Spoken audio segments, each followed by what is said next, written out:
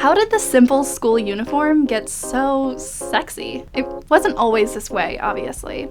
In the 1920s, American school uniforms combined sailor-style blouses with skirts that fell below the knee. It's a look that's pretty difficult to imagine working very well for, say, a modern stripper. Over the next 2 decades, hemlines moved up and down due to fabric restrictions during wartime. While girls' uniforms tended to be the same, boys' uniforms didn't have to be totally identical to one another until after World War II. Why? Because girls were considered more prone to sins of vanity, so they needed to be told exactly what to wear. Thank God schools have finally come around. Oh wait. It wasn't until the 50s that the school uniform began to look the way we think of it today. Black watch tartan skirt, Peter Pan collar, that whole deal. Funnily enough, that's also the decade when this launched.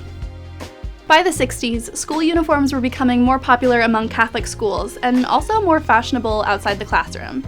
The mods in particular embraced this look as youthful in a time when being young was becoming increasingly important. In the 70s, designer Vivienne Westwood had turned plaid pleated skirts into a punk statement, notoriously using Queen Elizabeth's personal tartan, the Royal Stuart. Her ironic reappropriation of the traditional fabric is sort of a precursor to the 90s grunge plaid skirt. Like, Courtney Love was hardly the portrait of an innocent Catholic schoolgirl, but that's what made her style so compelling. At the same time, you had these stereotypically preppy characters like Cher from Clueless or Rachel from Friends in schoolgirl-inspired outfits.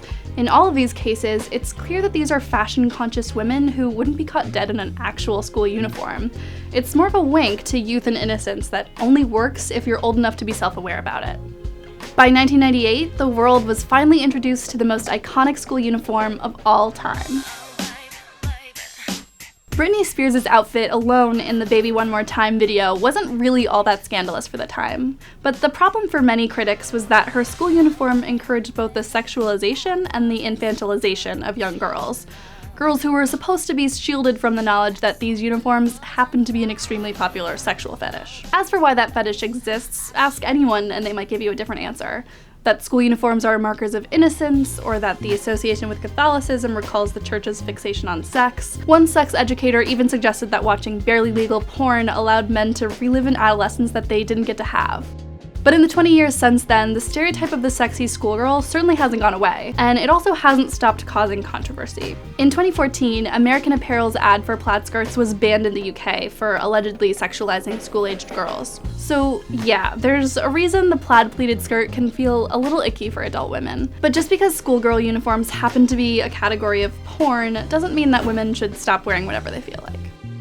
One thing that didn't make it into this video was Oksana Bayul's 1996 schoolgirl program, so please enjoy that now. I'd say school is definitely out.